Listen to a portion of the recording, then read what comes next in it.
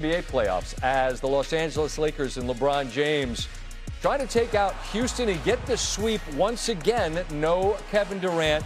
Got the ankle issue, the bone bruise in the knee, and there's a good find from Reed Shepherd. Alperen Sengun under the cup, bucket good. The lead is 10.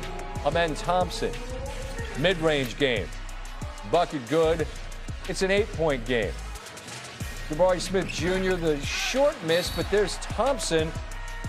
Actually works out better because the fight for the rebound ends up with a bucket plus a free throw, and Houston has a 9-point lead. It swells in the third.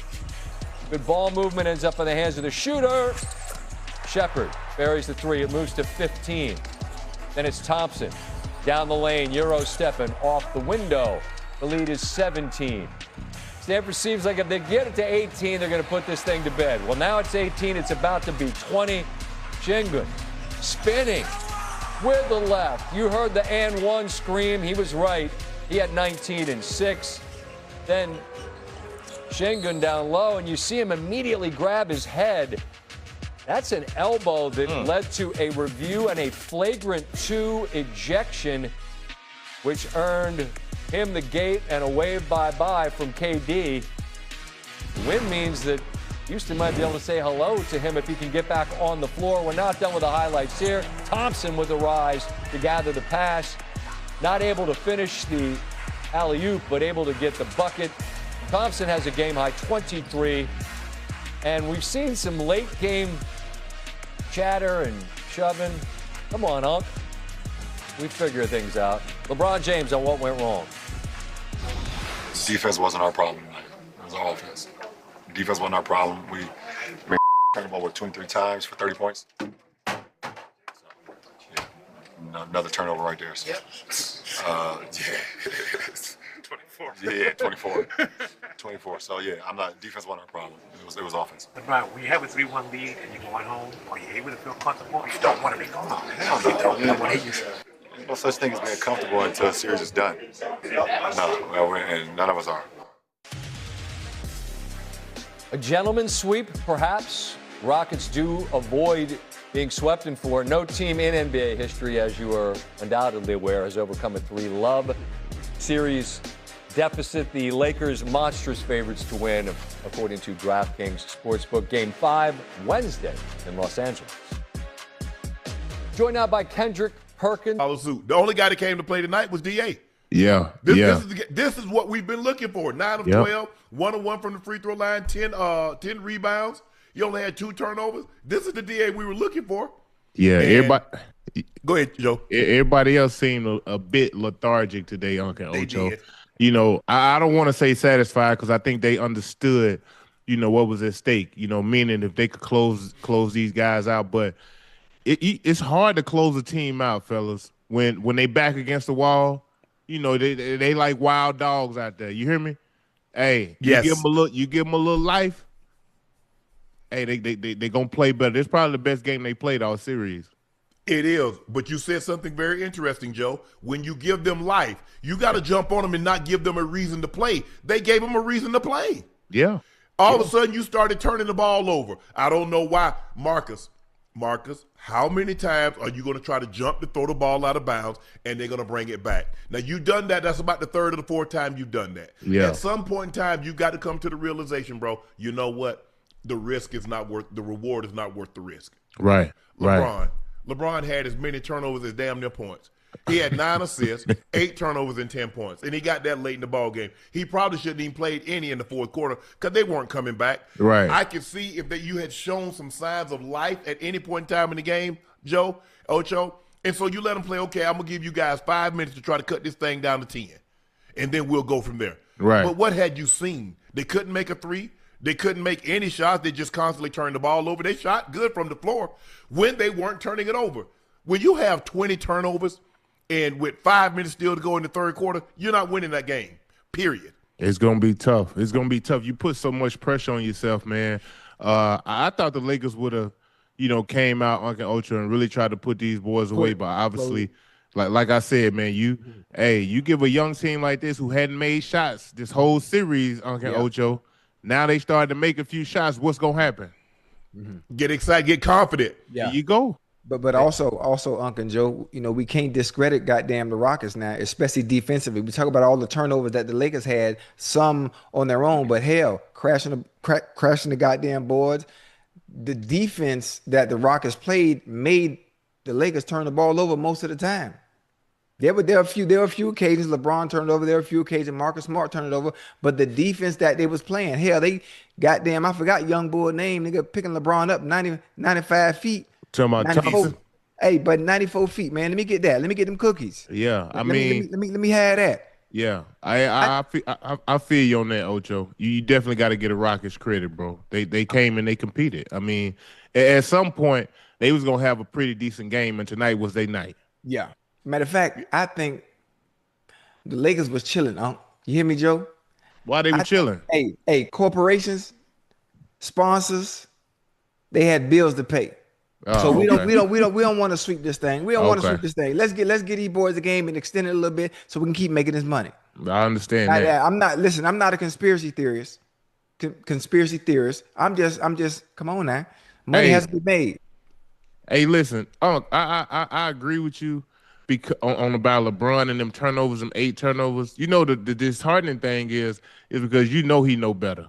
Yes. You know what I'm saying? Like, yes. I'm sure if he sees the stat sheet, he gonna tell himself, he gonna like, man, ain't no way in hell I could be out here getting no 8 turnovers. I gotta be better because we put the ball in your hands.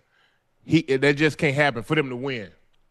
No, Joe, he tried a damn a 3/4 court bounce pass between 2 defenders and try to hit Rui on a dead sprint. Hold on, hey, you know he think he got a little magic in him now. Yeah, you know he think he got a little magic in him. But at that point in the game, what's the reward? Oh yeah, you're like, oh, you see that pass, but you turn it over.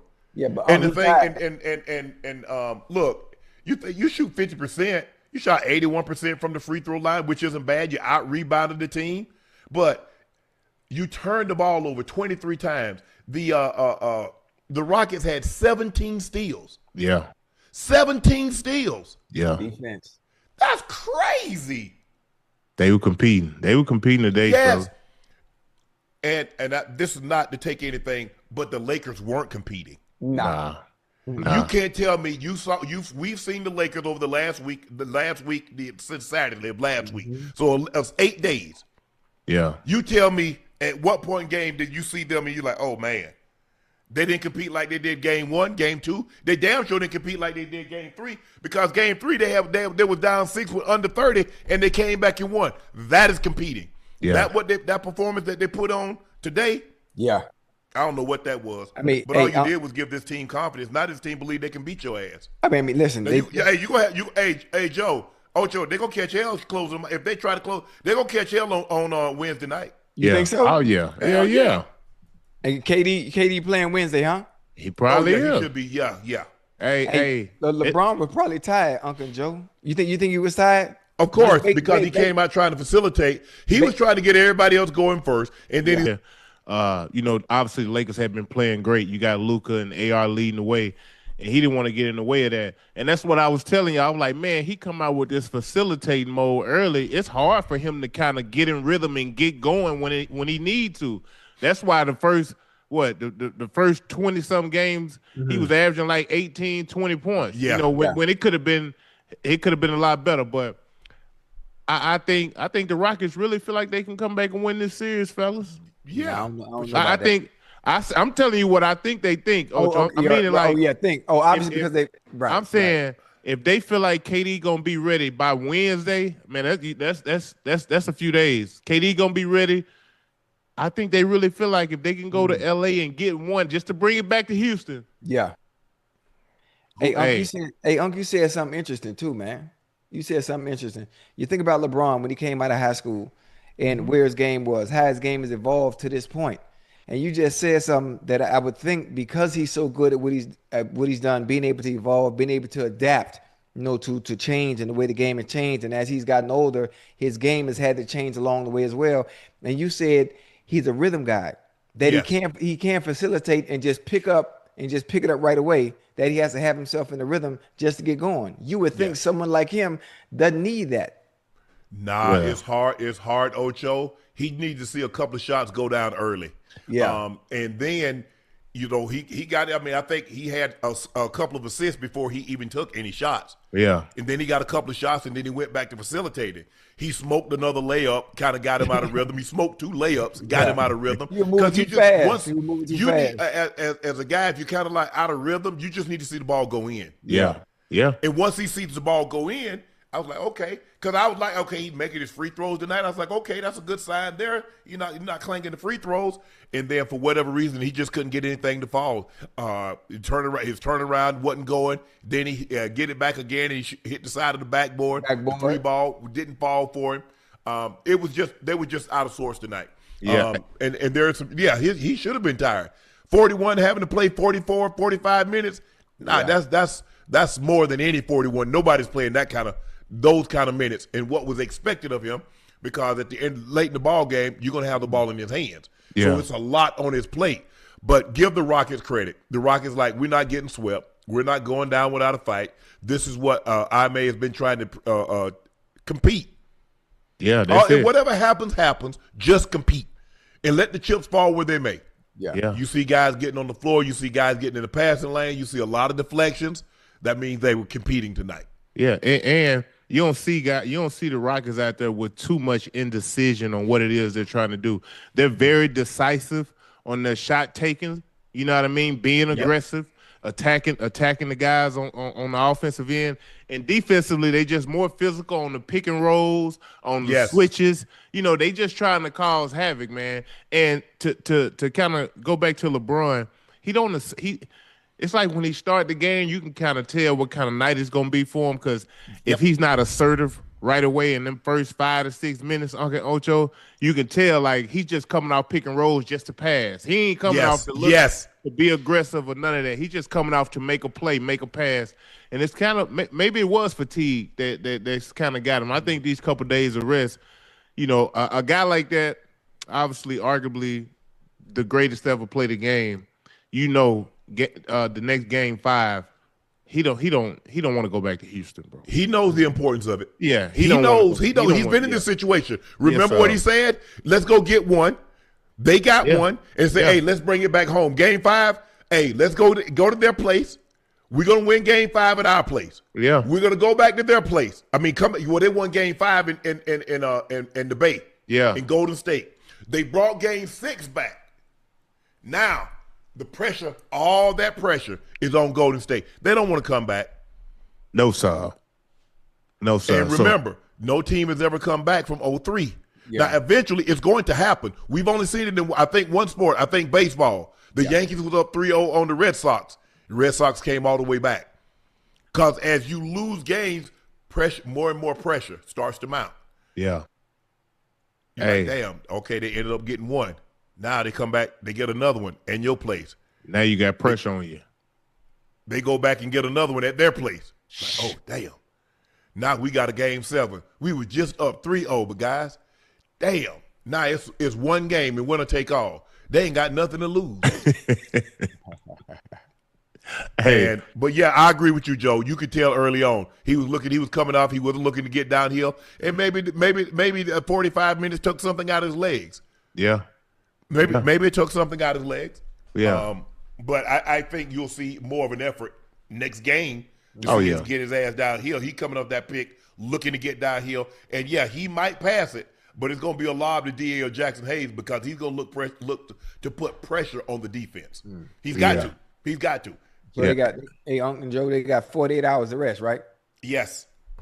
Yeah, they're gonna be fine. They're gonna close it out. Yeah, think about it. They probably gonna have AR probably gonna come back. I could see a scenario where AR is playing. Yeah, I think AR gonna come back. Hey Joe, I don't think that's smart though.